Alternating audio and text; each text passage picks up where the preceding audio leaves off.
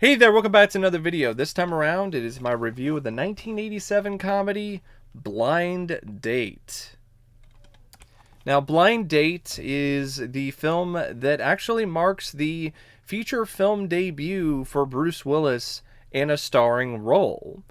Yes, prior to this, he did a couple other films where he played an extra in non-speaking roles, but Blind Date is the first time that Bruce Willis had a lot of screen time, had a lot of lines, and at the very least got second billing. So this is like the first big film project for Bruce Willis.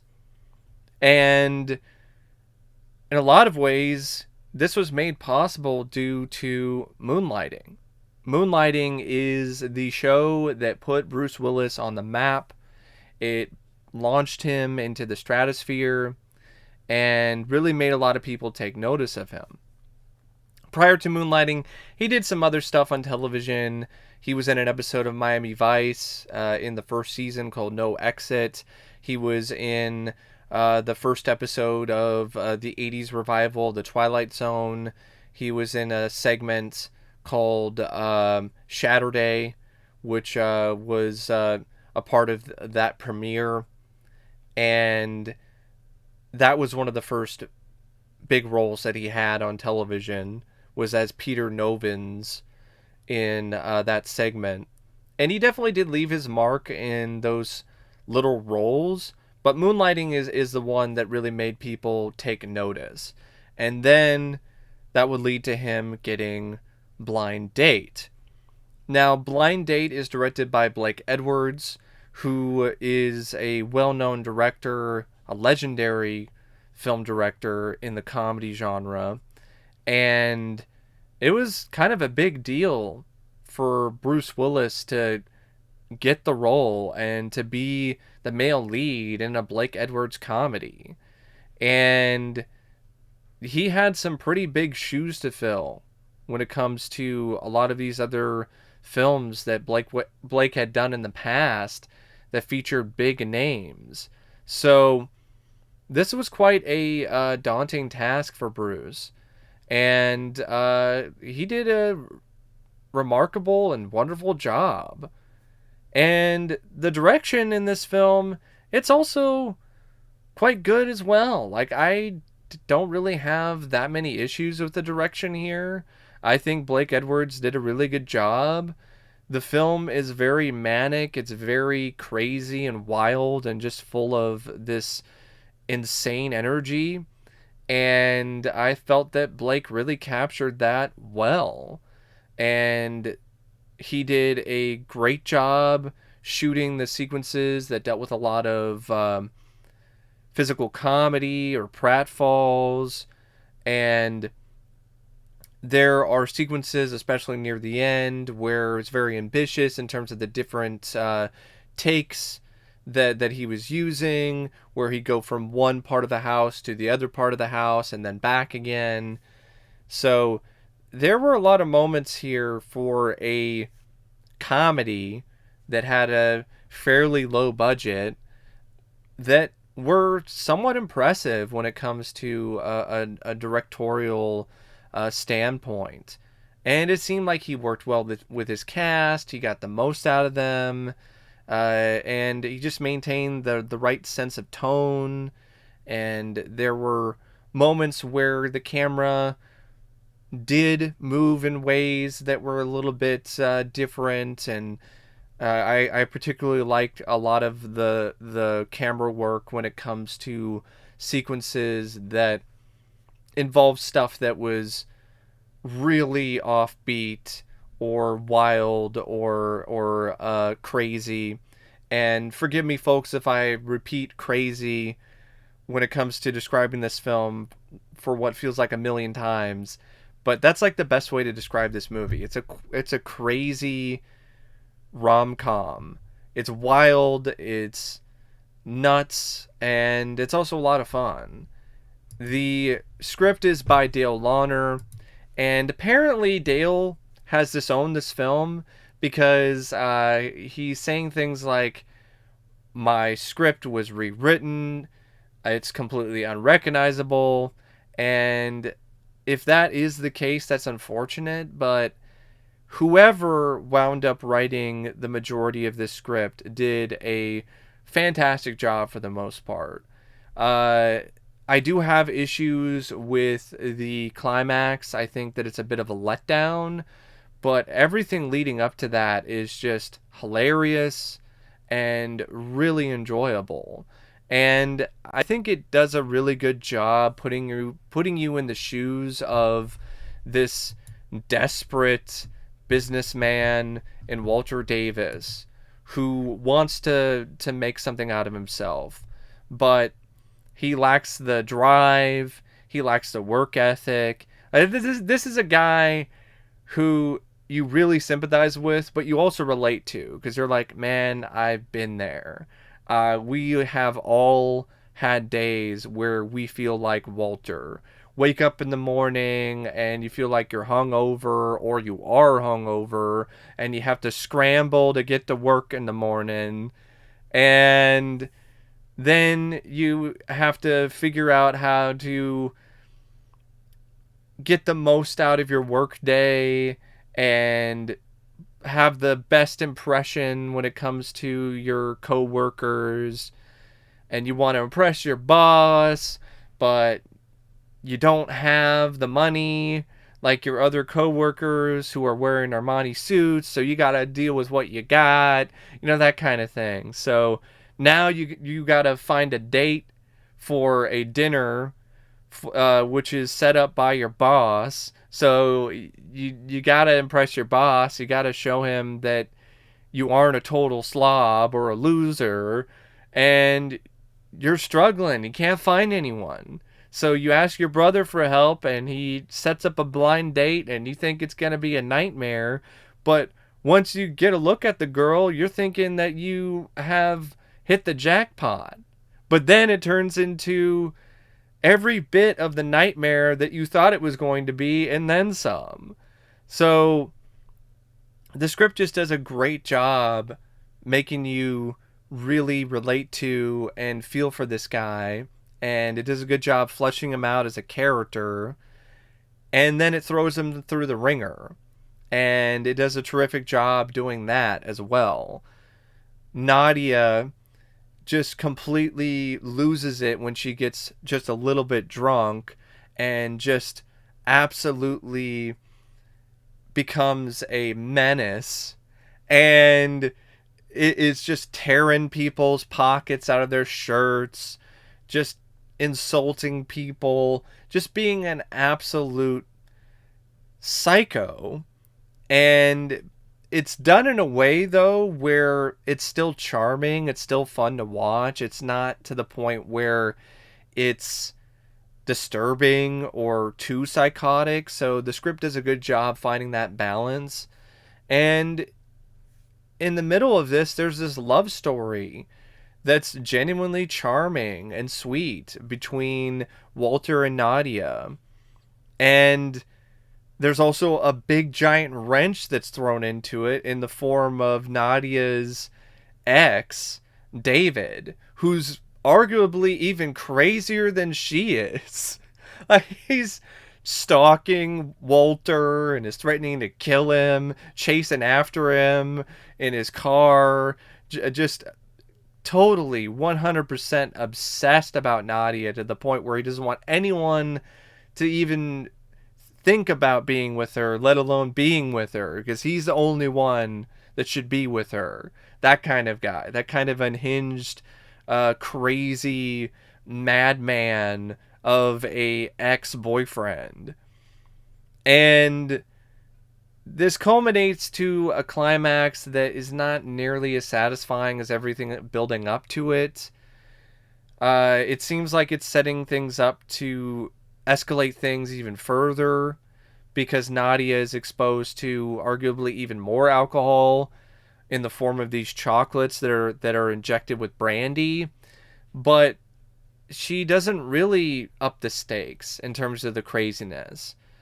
It just seems like it's a setup so Nadia and Walter can find a way to get back together, and and the wedding between Nadia and David can be cut off, because that's the whole drama there, is that Nadia is forced to marry David because of the events of the blind date, the night from hell. Walter wound up threatening David and assaulting him, and that led to a jail sentence, and he's got a $10,000 bond, and a bail, actually. He's got a $10,000 bail, and he gets let out by Nadia, but he still is facing time in prison. So in order for him to not go to jail, Nadia makes this deal with David where she will marry him if David will represent Walter in court. And so there are some deals that are made, and so there's some drama involving that. And there are some moments during that climax that I do enjoy. A lot of fun physical comedy with Bruce Willis and his character Walter, when he's trying to hide from everyone in the house because he's trying to essentially set up the wedding to make it into a disaster. He's the one that injects the brandy into the chocolates to give to Nadia. He's the one that's just hanging around, just waiting for things to blow up so then he can come out and express his love for Nadia and be there for her, and so they can have this big moment at the end.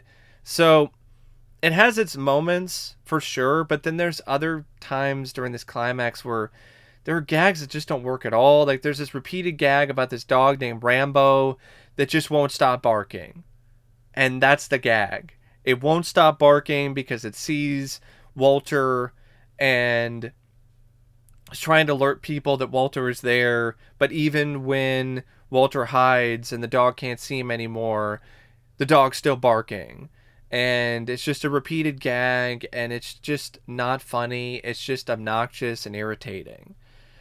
So, yeah, the finale is not as strong as it could be, but it's still decent enough, but it could have been better. But everything else up to that point, when it comes to the story, when it comes to the gags, when it comes to the moments of just pure hilarity, really does work.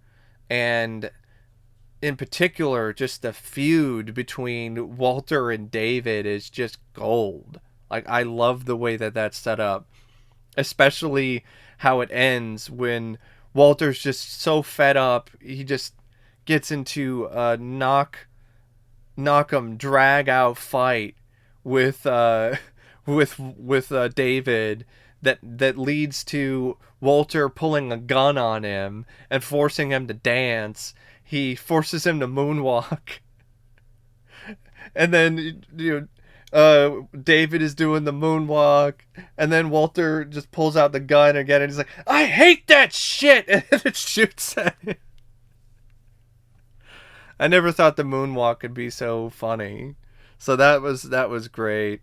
And just the way that Walter also turns the tables on Nadia, where he goes to Nadia's party and crashes her party and acts like an obnoxious drunk.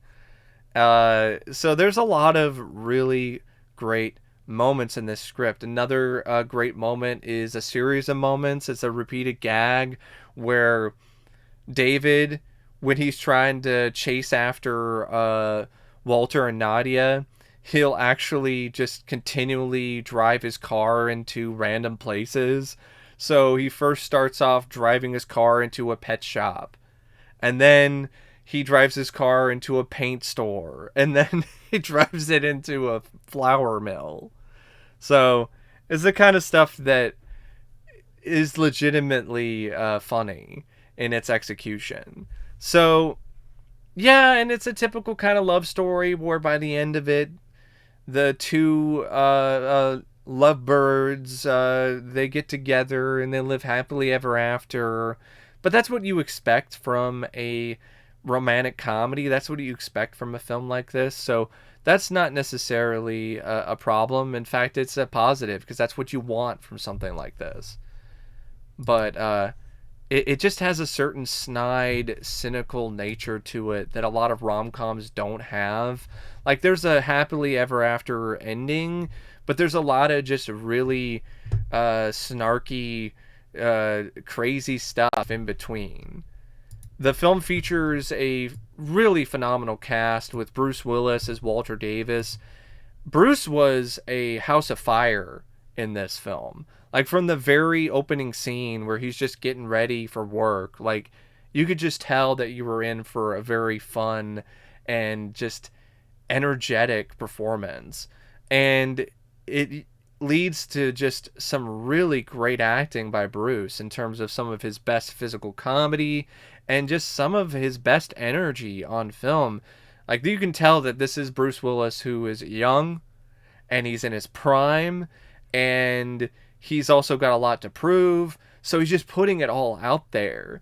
He'll be running down the hall at work, just full sprint and leaping over shit. And he'll go into crazy manic rages. He'll have these moments that are very sweet and charming, like the typical sort of stuff that Bruce was really well known for in Moonlighting and in later films in his career. But then he'll have moments where he will turn around and he'll pull a gun on somebody, and it's just one of those things where it's a really great dynamic performance by Bruce Willis. And Kim Basinger is no slouch either. She's really quite vivacious and just really rambunctious as Nadia. It was a great showcase for her acting talents and her range. She's gorgeous and she's breathtaking when it comes to her beauty, but she's also genuinely funny and witty and just kooky and very charming in her own way. And she had really good chemistry with Bruce Willis. And then you have John Larroquette, who plays her psycho ex, David. And John Larroquette is a laugh riot as this character. This just absolutely obsessive psychopath. And there were some really great moments with him. And there are a few other actors and actresses, like you have George Coe, who plays Walter's boss. You have Phil Hartman in an early role as Ted Davis, Walter's brother. He's the one that set up the date with Nadia. And I really do like the scenes with Phil Hartman and Bruce Willis. They have a good connection with one another as well. And you have like Dick DeRock, who played a bouncer at the club in the film. And what's interesting about that is that Andrew Dice Clay was supposed to play that bouncer. Blake Edwards lobbied hard for him. He pushed really, really hard for Andrew Dice Clay. But Dice turned him down. And at the time, that was unheard of because Blake Edwards is still a relatively well-known name in Hollywood. And Dice said no because it just wasn't something that interested him that much. Maybe he thought it was too small of a role, or he was asking for more money. But it worked out in the end because he wound up being seen by an agent who then set up the deal for him to do the Madison Square Garden shows, where he broke records when it comes to the amount of people that would go to see a comedy show. So Dice still made out really well in the end. And if you think about it, it was actually the best decision that he could have made at the time, because otherwise he would not have been discovered by that agent. So the sold out shows at Madison Square Garden would never really have happened if he did the role in Blind Date. Another interesting thing about the cast is that at one point in time when this film was under a different studio and had a different sort of script, and there were a lot of things that were in flux, it was originally going to be a Madonna and Sean Penn film, but then something just didn't work out and they backed out of the film. This then led to the film moving to a different studio, and then Blake Edwards coming on board and then recasting the two roles. And I think that worked out really well too, because I just don't see Sean Penn and Madonna working that well, especially in a film like this. And I feel that Bruce Willis and Kim Basinger were just a much better pair. And it also enabled those two actors to really showcase their talents on a bigger stage. The film also features some dreamy cinematography by Harry Stradling Jr., which fits the tone of the film just fine. It's very airy, very dreamy, very fluffy. You have editing by Robert Pergament, which is nice. Some decent editing. It matches really well with the comedic timing and with the energy and the chaos. The score is by Henry Mancini, and it's not really anything that particularly great, but it fits the film fine. It helps with the film's tone. It helps the scenes that are trying to be really manic and over the top, and it makes them effectively manic and crazy. So it's a script. It's a score that definitely does work for what it's trying to do, but it's just not something that you're going to sit down and listen to on its own. One other thing I want to mention when it comes to music or sound is a really funny gag in the beginning where it's a parody of a radio ad about a security system for a car. So you have like a car alarm ad, but it's a parody because the car alarm noise is the sound of James Brown going, ow, ow, ow, ow. And I thought that was pretty hilarious. So there's a lot of genuinely witty moments like that throughout this film. And that's how the film starts. It just starts off on a really good foot and just makes you chuckle with that gag. And then it just keeps going. It's just a really enjoyable, fun movie. It's the kind of charming film that you just pop on and just have a good time with and just turn your brain off and enjoy. And yeah, it's not the most realistic, but it's not really trying to be something like that. It's an effective enough love story because you really do want these two characters to fall in love with one another. You feel like they're made for one another because they both have their own manic tendencies and they both bring out the best in one another as well as the worst. But yeah, I would recommend this one. Even if you're not a fan of rom-coms, like I'm not a big fan of rom-coms and I really enjoyed this. So it's a movie that I think is honestly an underrated gem because despite some issues that I have with the ending, it's not enough to really make it something that doesn't work for the most part as a whole. It's still a really enjoyable, fun, fast-paced comedy with some good performances by the cast, particularly the two leads. And it's something that I definitely don't feel was at all worthy of the really bad reviews that it got upon release. It was absolutely savaged by critics. Like it currently has like a 21% in Rotten Tomatoes, and it's nowhere near that bad. I'm not going to say it's a absolute classic of the genre, but it's still a really enjoyable, fun romp nonetheless. But anyway, thank you for watching my review of Blind Date, and as always, I'll see you later. See ya.